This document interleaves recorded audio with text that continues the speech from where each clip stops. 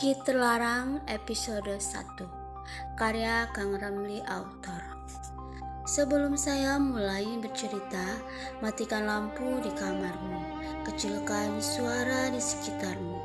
Kalau kamu masih bisa bertahan dalam gelap, cerita ini memang sedang menunggumu. Andi, seorang mahasiswa berusia 24 tahun dari Jakarta, datang ke desa Sukamaju untuk penelitian skripsi tentang mitos lokal. Desa itu terletak di kaki Bukit Terlarang, sebuah bukit berhutan lebat yang selalu diselimuti kabut tebal meski cuaca cerah. Penduduk desa sangat ramah, tapi setiap kali Andi menanyakan tentang Bukit Terlarang, mereka langsung diam dan menggelengkan kepala. Kebanyakan penduduk desa mengalihkan pembicaraan dengan alasan cuaca buruk atau banyak hewan buas. Andi menginap di rumah Pak RT, seorang pria tua bernama Pak Hadi. Saat makan malam, dia nekat bertanya lagi kepada Pak RT.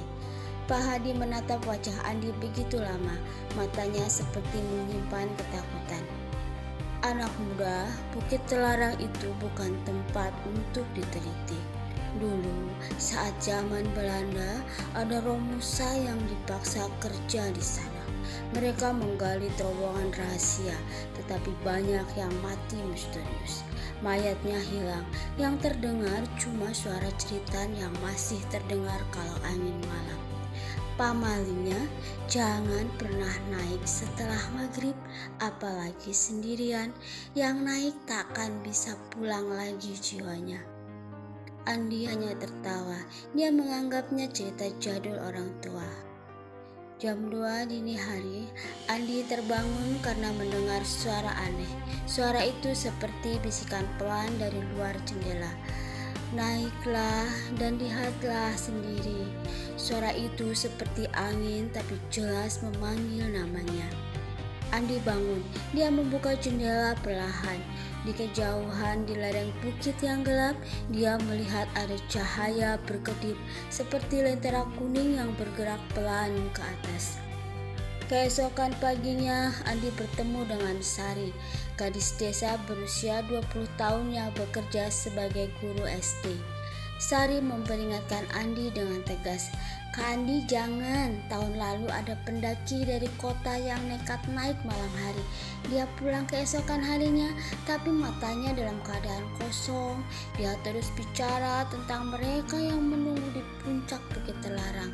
Dan 2 hari kemudian orang itu gantung diri di depan pohon rumahnya." Andi mengangguk sopan, tapi hatinya sudah terbakar rasa ingin tahu. Sore harinya, dia diam-diam mempersiapkan ransel, senter, kamera, recorder suara, dan peta yang dia gambar dari cerita penduduk. Saat matahari mulai condong, Andi mulai mendaki jalur setapak yang sudah hampir tertutup semak. Udara terasa lebih berat, burung-burung berhenti berkicau. Di pertengahan lereng, dia menemukan batu besar bertuliskan huruf Jawa kuno. Larang, mati sing urip, urip sing mati. Tiba-tiba rekordernya menyala sendiri, meski baterai masih penuh. Suara kasar seperti banyak orang berbisik serentak. "Akhirnya kue teko." Bulu kuduk Andi merinding, tapi dia terus maju. Kabut mulai turun tebal. Di kejauhan, dia melihat sosok samar seperti orang berpakaian Romusa zaman Jepang sedang berdiri membelakangi. Tangannya memegang cangkul berkarat. Andi mencoba untuk memanggilnya, tapi sosok itu menghilang begitu saja ke dalam kabut. Dia berdiri membeku, nafasnya tersengal karena kelelahan mendaki dan rasa takut yang mulai merayap. Kabut semakin tebal, seperti tirai yang menempel di kulit. Bau amis darah yang tadi sempat hilang kini kembali lagi, seolah-olah tanah itu sendiri yang berdarah. Andi menyalakan senter, cahayanya menembus kabut hanya beberapa meter saja. "Halo, ada orang di situ?" Suaranya terdengar kecil, tertelan oleh hutan. Tak ada jawaban sama sekali, hanya suara dedaunan bergesek, seolah ada yang bergerak mengelilinginya tanpa terlihat. Andi menelan ludah dan memaksa kakinya melangkah lagi. Rekorder masih menyala. Sekarang bisikan-bisikan itu semakin jelas, seperti banyak mulut yang berbicara bersamaan dalam bahasa yang campur aduk. Jawa kuno, Melayu pasar, bahkan sedikit kata-kata Belanda yang ia kenali dari kuliah sejarah. Romusa terowongan darah. Andi berhenti dan menekan tombol stop recorder berkali-kali, namun tidak mempan. Baterai malah menunjukkan 100%. Dengan tangan agak gemetar, dia memutuskan untuk terus naik sampai puncak bukit terlarang. Rasa ingin tahu antropologinya sedang berperang dengan naluri bertahan hidup yang mulai berteriak keras. Saat langit mulai gelap keunguan, dia sampai di sebuah dataran kecil. Pohon-pohon di area situ lebih besar, batangnya melilit satu sama lain seperti urat nadi raksasa. Di tengah-tengahnya ada lubang masuk ke terowongan yang tertutup sebagian oleh akar-akar besar. Mulut terowongan itu terbuat dari batu bata zaman kolonial, tapi sudah banyak yang runtuh. Di atasnya tertulis huruf Latin yang hampir hilang, Project Netscape 1944. Andi mengeluarkan kamera dan mulai memotret. Flash kamera menyala untuk sesaat.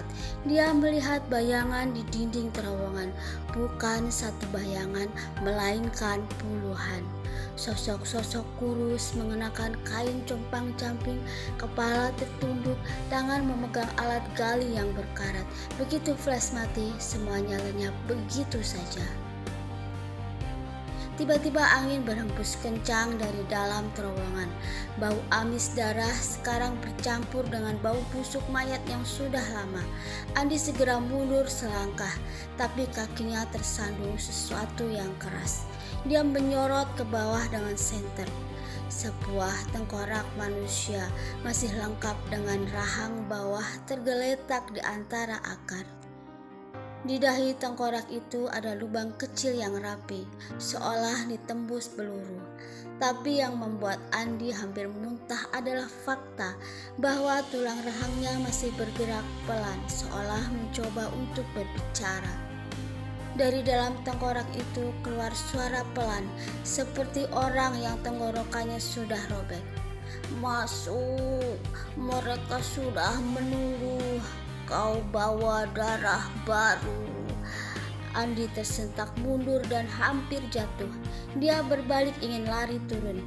Tapi jalur setapak yang tadi dia lewati sekarang tertutup kabut tebal dan seolah pohon-pohon telah bergeser. Tak ada lagi jalan yang jelas ke bawah. Dari kejauhan di puncak bukit yang masih lebih tinggi terdengar suara lentera kuning lagi. Kali ini bukan satu, tapi 3 lentera bergerak mendekat, seolah lentera itu telah mengelilingnya dari 3 arah yang berbeda. Di belakangnya, dari dalam terowongan, terdengar suara langkah kaki telanjang semakin dekat. Andi merogoh ponselnya dengan panik dan mencari ponsel. Sinyal ponsel seketika hilang total. Jam di ponsel menunjukkan pukul 19:47, padahal ia naik masih sore. Waktu terasa ada yang salah. Tiba-tiba recorder berbunyi. Kali ini suara yang paling jelas. Suara seorang pria tua yang mirip sekali dengan suara Pak Hadi. Suara itu terdengar seperti orang yang sedang sekarat. "Andi, jangan lari. Mereka tidak suka orang yang lari dari kenyataan. Mereka suka orang yang penasaran seperti kau." Andi menjatuhkan recorder. Suara langkah kaki telanjang itu sekarang sudah tepat di belakang mulut terowongan. Dia menoleh perlahan. Dari kegelapan terowongan muncul sosok. Tubuhnya kurus kering, kulitnya abu-abu pucat seperti mayat yang sudah seminggu dikubur. Matanya kosong, tapi mulutnya tersenyum lebar hingga sobek ke telinga. Di tangannya masih memegang cangkul berkarat yang meneteskan cairan hitam kental. Di belakang sosok itu, masih di dalam bayangan, ada puluhan lagi yang mulai bergerak maju. Sosok di depan itu mengangkat tangan perlahan seolah menyapa. Suara yang keluar dari mulutnya bukan suara manusia lagi. Selamat datang di terowongan yang tak pernah selesai, mahasiswa. Kau datang untuk belajar mitos? Bagus, kami akan ajari kau dari dalam. Andi mundur lagi, kakinya menginjak sesuatu yang lunak dan basah. Dia langsung menunduk. Ternyata yang dia injak adalah tangan Sari. Di jarinya masih memakai cincin perak yang tadi sore dia lihat saat mereka berbicara di desa. Dari atas bukit, lentera-lentera kuning itu kini sudah sangat dekat. Dan mereka bernyanyi pelan, lagu Romusa zaman dulu yang Andi pernah dengar di rekaman arsip. Kerja, kerja, kerja terus sampai mati, darah tulang untuk Tuan. Andi berlari sekencang-kencangnya.